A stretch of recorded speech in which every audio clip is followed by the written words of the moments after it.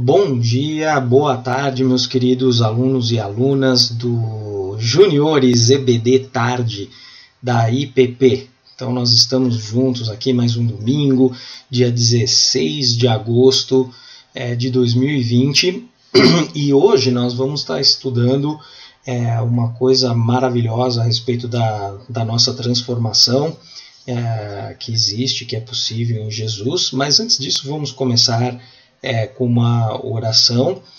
Eu espero que esse vídeo encontre todos vocês e suas respectivas famílias bem.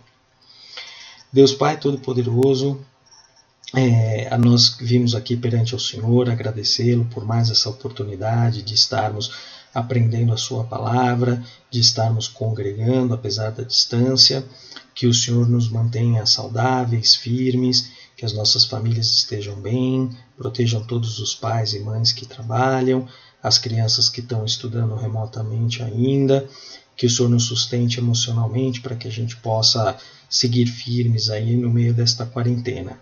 Abra os nossos ouvidos, os nossos corações, a nossa mente para que a gente possa aprender e absorver a Tua Palavra. Nós agradecemos e pedimos em nome de Jesus. Amém.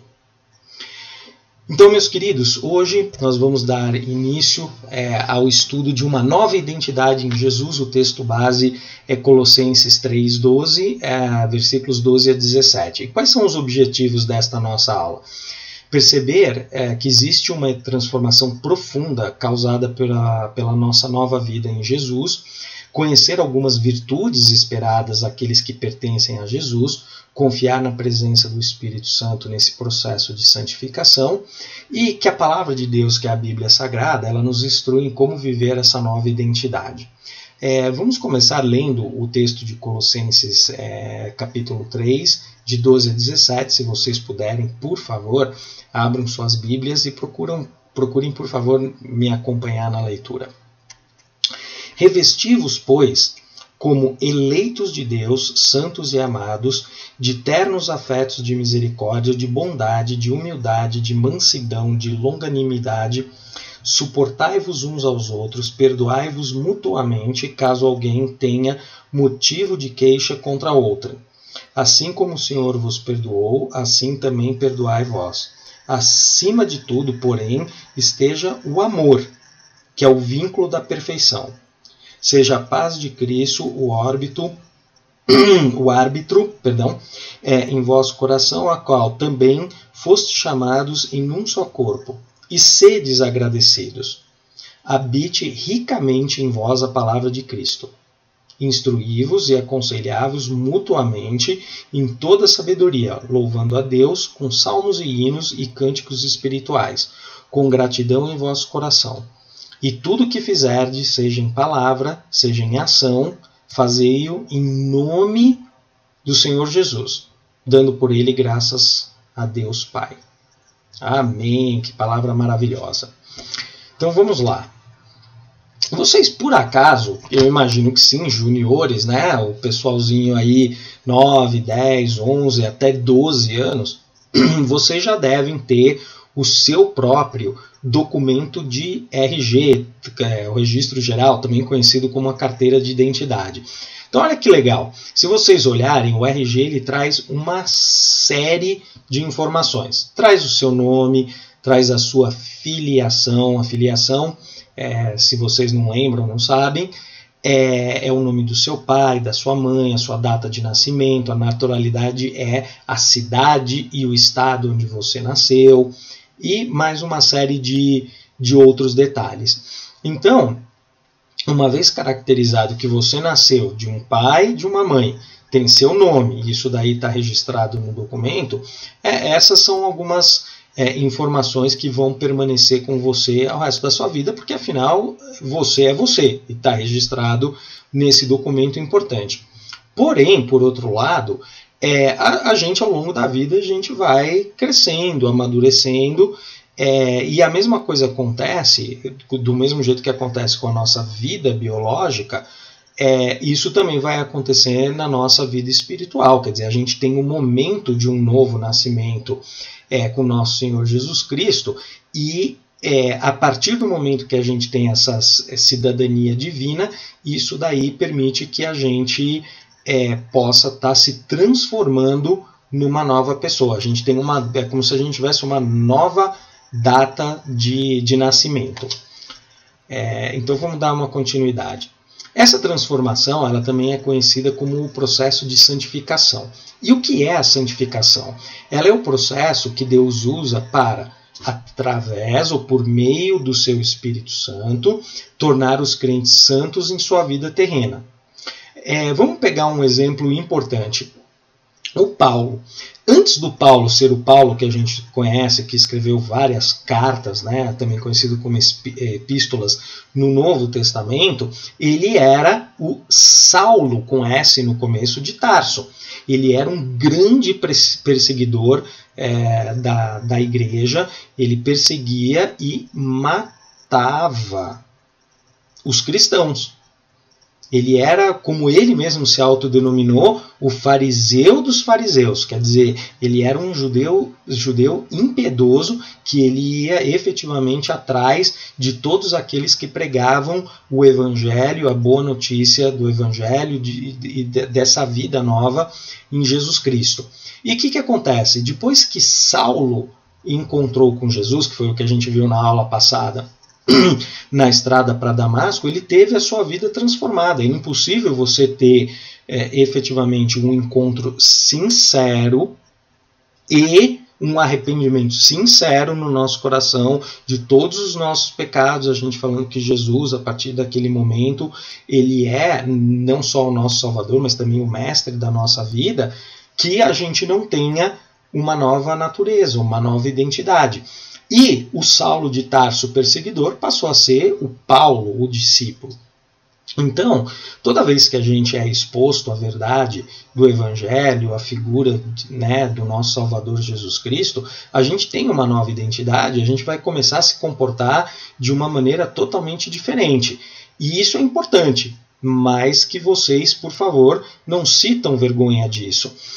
Do mesmo jeito, e eu vou dar um exemplo, nós vamos ter novos hábitos. Então, do mesmo jeito que a gente nasce, cresce, a gente tem novos hábitos, aqui, se vocês estão reparando, a pessoa da nossa foto, ela deixou de ser aquela menininha para ser uma mulher. Ela está crescendo, mas ela é a mesma pessoa, mas ela está se transformando, que é esse processo de santificação. Então, se a gente parar para prestar atenção, o que acontece? Esse processo de transformação, ele implica, de um lado, que a gente deve abandonar os hábitos e vícios que a gente tem da nossa vida, né? Que é aquela natureza pecaminosa que nós herdamos desde a queda. Então, isso é uma realidade. Eu vou dar um exemplo. A questão de mentir. Então, por exemplo, todo mundo sabe que mentir não é uma coisa boa. Isso daí vai contra a vontade de Deus. Então, quando a gente adquire essa nova natureza, essa nova identidade em Jesus, obviamente a gente para de mentir. Mas parar de mentir, é isso que a carta fala nessa leitura de hoje, não é suficiente.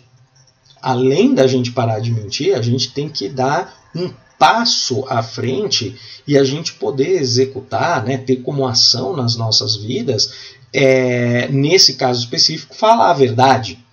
Então, existe um exemplo, se a gente puder pensar, daqui a algum momento, que pode ser em setembro, pode ser em outubro, enfim, nos próximos meses, a gente pode ser que nós vamos voltar, né, para vocês principalmente, que estão em idade escolar, para as aulas. E vamos imaginar que tenha um colega ou uma colega que chega com uma mochila nova, mas meio esquisita, assim, né? Então vocês olham e a pessoa toda feliz falando assim, puxa, olha que legal, eu comprei essa mochila, né, no meio da pandemia, porque a gente ficou trancado e foi um negócio tão duro. E imagina que a gente está voltando agora e eu queria vir com uma coisa nova.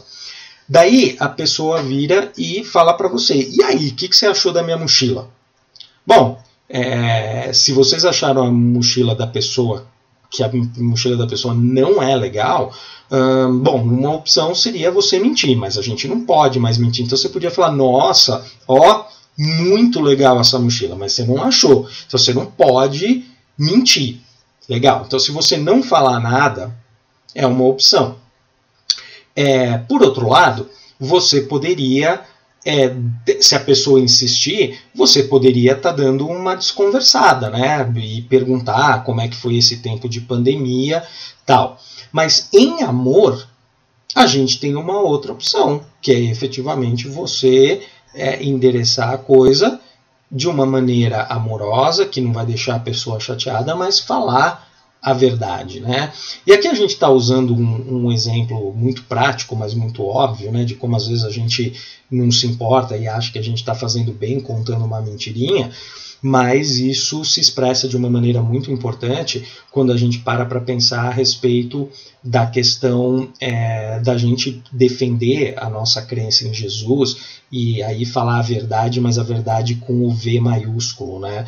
Quer dizer, alguém pode virar e falar assim, então, né, nesse mundo eu acho muito chato ter que conversar com um evangélico, né? Então você percebe que a pessoa está atacando o cristianismo e os cristãos e de repente ela vira para você, né, e você querendo fazer parte da turma, fala para a pessoa, te pergunta, e aí, mas você acredita nessas bobagens aí de Jesus, de Cristo? Bom, você pode mentir. Mentir é feio, mas imagina mentir negando a sua identidade. Provavelmente vocês não vão conseguir, mas você pode desconversar. Né? Quer dizer, você pode, em vez de você virar e falar assim, não, imagina, esse negócio de ir para a igreja, de estudar a Bíblia é mó bobagem. Quer dizer, isso seria uma mentira.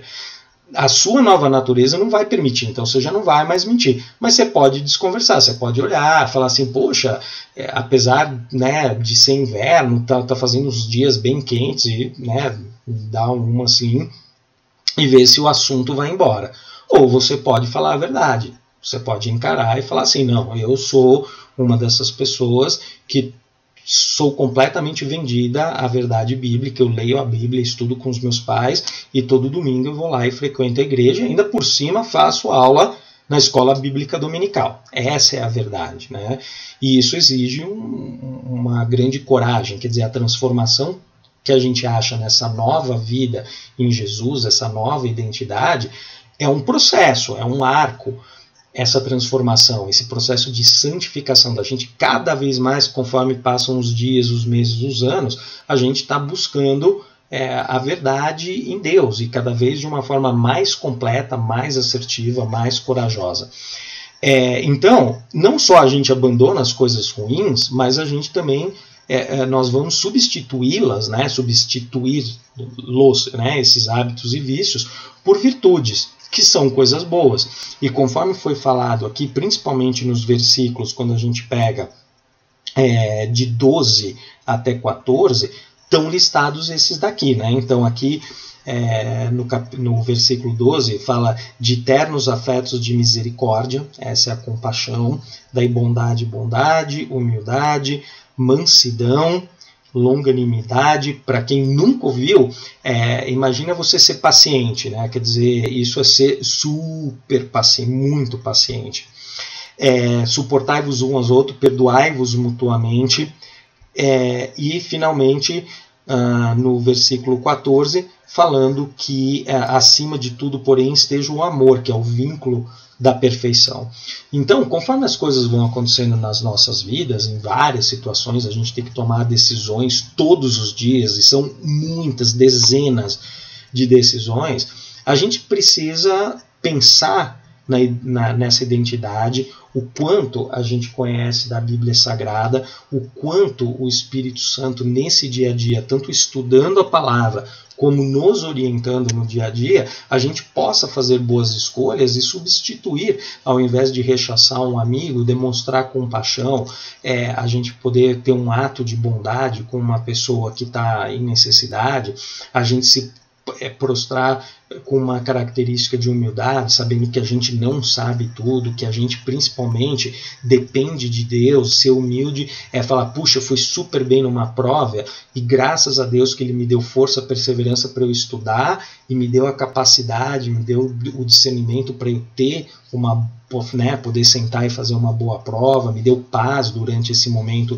de avaliação, usando como exemplo, a mansidão, essa paciência com o próximo, né, que pode tá pecando, porque no final muitas pessoas nós vamos ser o único exemplo que essa pessoa vai ter de Jesus na vida, é um testemunho imperdível, né? Então é muito importante a gente praticar de uma forma consciente, bem tranquila, estarmos alerta para não só não pecarmos e não insistirmos nos nossos antigos hábitos da antiga vida, mas muito pelo contrário, também exercermos a nova vida. E conforme a vida vai passando, a gente vai se santificando, né? E quando eu digo nós vamos nos santificando, não é por nada que a gente faça, mas é um processo de transformação que o Espírito nos guia por esse caminho, a palavra de Deus é imprescindível e a gente vai, né? Então eu usei a expressão, mas para vocês não acharem que é nada que a gente tenha que fazer sozinho, a gente nem conseguiria, mas com a liderança do Espírito Santo nós vamos nos transformando e isso nos permite que a gente possa efetivamente cada dia ser mais santo e se transformar nessa identidade. E conforme a gente estava vendo a nossa amiga, ela tem um RG, o nome é o mesmo, a filiação é a mesma, a data de nascimento não muda, mas ela era uma menina que se tornou uma mulher, né, trabalhando e casando e tendo filhos, e eventualmente a gente chega e ela vai ter, né, digamos, um momento mais avançado, onde ela vai estar atingindo essa maturidade espiritual na identidade de Jesus. Bom, dito isso, o que a gente pode falar? O que a gente aprendeu e o que a gente viu nessa aula de hoje?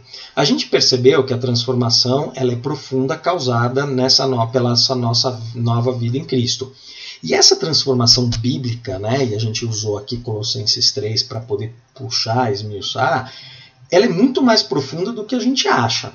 Por quê? Porque ela exige da gente não apenas que a gente abandone os nossos hábitos, esse vício, né? Eu usei muito o exemplo, né, da gente mentir, por exemplo, mesmo que seja uma mentirinha que a gente acha que está fazendo bem, né, ou para a gente poder se encaixar num determinado grupo, mas também a prática de uma virtude no lugar daquele hábito antigo. Quer dizer, não basta a gente não fazer, se a gente não fizer, legal, mas ele deixa um espaço em branco, quer dizer, a gente substitui aquele vício, aquela coisa ruim, por uma virtude no lugar e ocupa aquele espaço. A gente não deixa, com a ajuda e sendo guiado pelo Espírito de Deus, um espaço em branco, né? Quer dizer, ele é substituído pelas coisas de Deus. Nós conhecemos algumas virtudes que são esperadas, e esse processo de santificação, sem dúvida, a gente aprendeu o que é essa santificação e como a gente tem que confiar na presença do Espírito nesse processo. A nossa palavra de Deus, que é a Bíblia Sagrada, nos instrui em como viver essa nova identidade. Bom, meus queridos, então quando a gente tem a nova identidade, você vê ali data de expedição, o dia que nasceu de novo, com a graça de Deus, vocês, eu oro a Deus que vocês se lembrem de quando vocês fizeram a sua entrega, né, a sua confirmação pública de fé perante toda a congregação, de que vocês realmente são, né, cidadãos, né, uma nova identidade em Cristo, filhos de Deus, nessa nova Jerusalém. O seu livro está escrito, glória a Deus por isso, no livro da vida. Vocês podem com segurança virar e falar, eu sou um cristão, eu sou uma cristã. Amém. Glória a Deus. E agora, para a gente, por um breve momento, para concluir, vamos fazer o nosso versículo para memorização, Atos 12, 24, dando sequência ao que a gente já viu na semana passada, que fala, entretanto, a palavra do Senhor crescia e se multiplicava. Vamos lá então, gente? Entretanto, a palavra do Senhor crescia e se multiplicava. Glória a Deus por isso. Então, vocês vão receber um link, a gente vai fazer uma pesquisa para vocês poderem responder algumas perguntas. Fiquem atentos aí que vai ser enviado para os seus pais, para vocês poderem clicar e poderem responder, para refletir como é que está o seu dia a dia aí nessa questão de ter uma nova vida e estar substituindo isso, né, vícios e hábitos ruins, por virtudes. Tá? Então, isso vai chegar para os seus pais aí ao longo do final de semana, do domingo, e que vocês possam responder e refletir, pensar muito a respeito do que vocês estão fazendo. Tá bom? Vamos fazer uma oração de encerramento? Ó meu Deus, o Senhor é o nosso Pai, nós agradecemos ao Senhor por todo o trabalho, toda a salvação que nós encontramos, trabalho feito pelo seu Filho Jesus, abençoado na cruz, que permite a nossa salvação e reconciliação com o Senhor, Pai. Muito obrigado, Pai, por essa nova identidade que nós desfrutamos e que o Senhor nos fortaleça, que o Senhor nos dê vontade de estudar a Tua Palavra, de nós estarmos em comunhão com o Teu Espírito e que a gente possa continuar firme e forte, Pai, com a Tua ajuda que nos sustenta, a podermos continuar nesse processo de transformação, a cada dia pensando e percebendo como nós podemos, Pai, abandonar hábitos ruins que não te agradam, que vão contra a tua natureza, que são pecaminosos, e a gente possa substituí-los, Pai, por virtudes, Pai, coisas boas que vão não só te alegrar, mas podem ser um testemunho sem preço, Pai, para uma pessoa que ainda não conhece ao Teu Filho Jesus. Pedimos que o Senhor nos proteja essa semana de trabalho dos nossos pais, proteja essa semana de estudo para a gente, que a gente possa estar, não só nós, mas a toda a nossa família estendida em segurança, nos protege do coronavírus, Pai, e que podemos ter uma semana que te agrade. Agradecemos e pedimos em nome de Jesus. Amém. Bom, meus queridos e minhas queridas, que o Senhor os abençoe, fiquem com Deus e até a próxima.